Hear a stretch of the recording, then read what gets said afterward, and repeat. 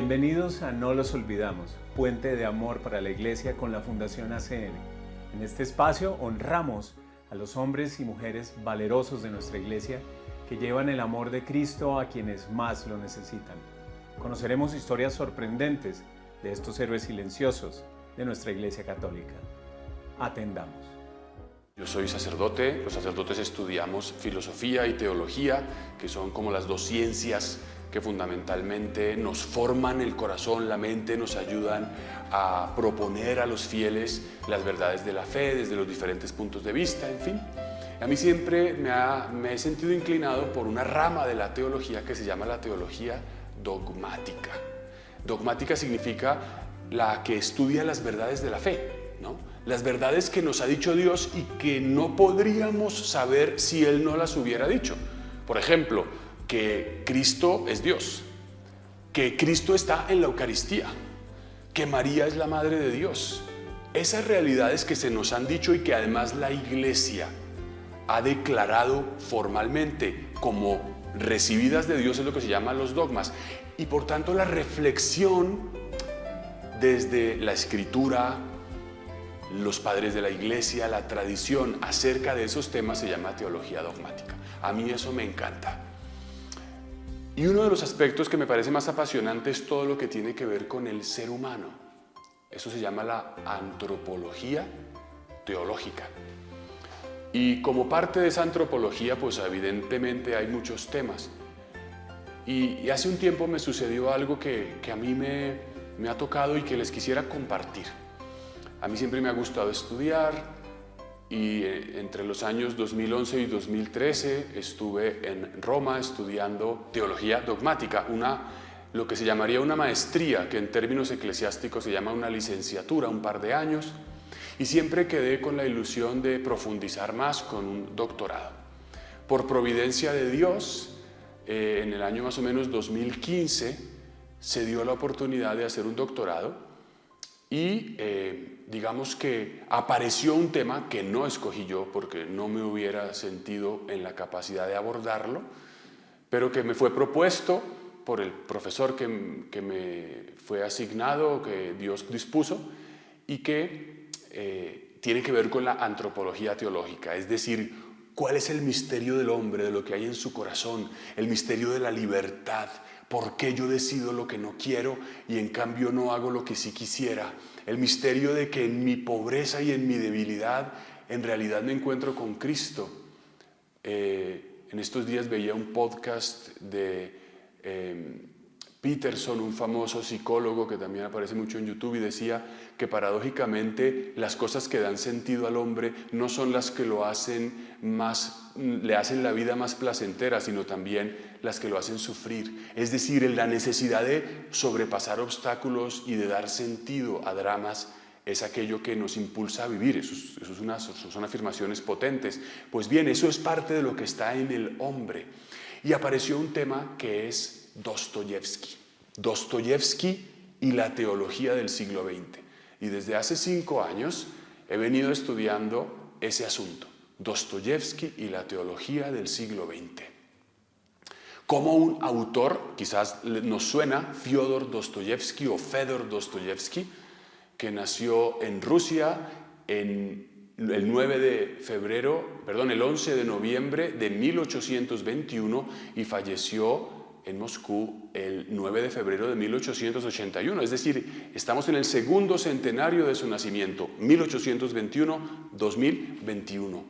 Pues bien, la gran, digamos, realidad que me ha impulsado a compartirles esto tan sencillo es que he podido entregar la tesis doctoral después de 5 años de trabajo en un tema que se llama Dostoyevski y la teología del siglo XX.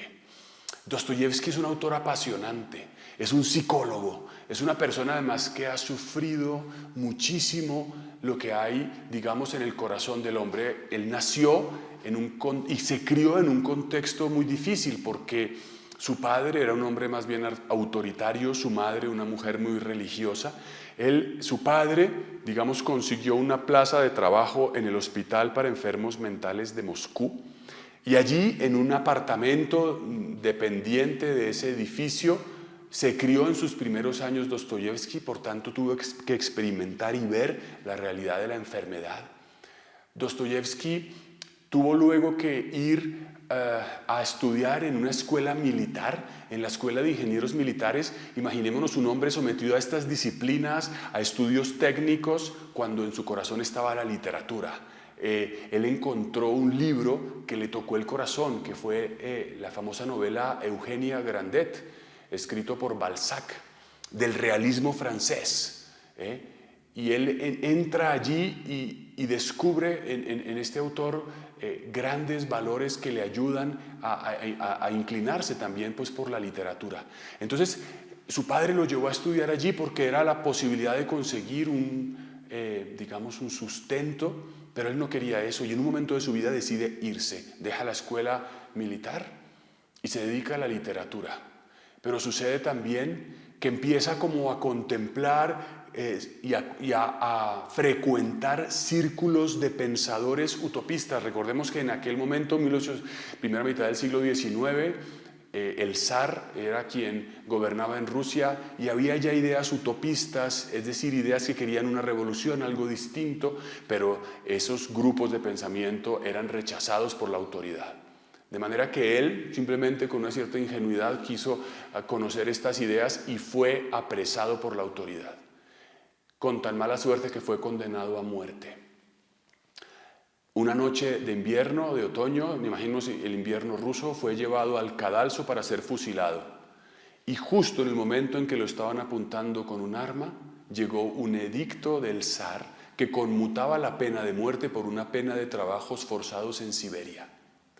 Dostoyevski tiene que ir a Siberia y allí enfrentar la realidad de una prisión, trabajos forzados durante varios años, con grilletes, y experimentar la crudeza de ese ambiente, donde había delincuentes, borrachos, personas marginadas de la sociedad, enfermos.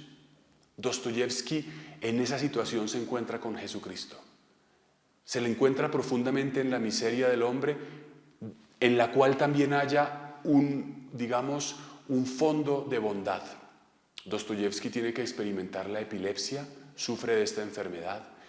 Y luego, cuando sale de esta prisión, intenta organizarse con una mujer, no lo logra, y empieza a deambular y a buscar,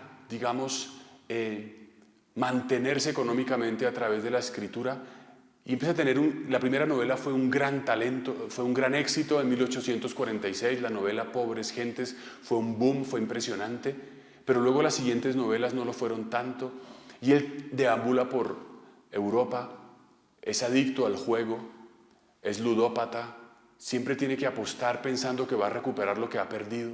Él no conoce los puntos medios. Cuando se dedica a entregarse a los vicios lo hace completamente, cuando es generoso lo hace completamente. Es una persona que tiene esa experiencia del drama interior humano.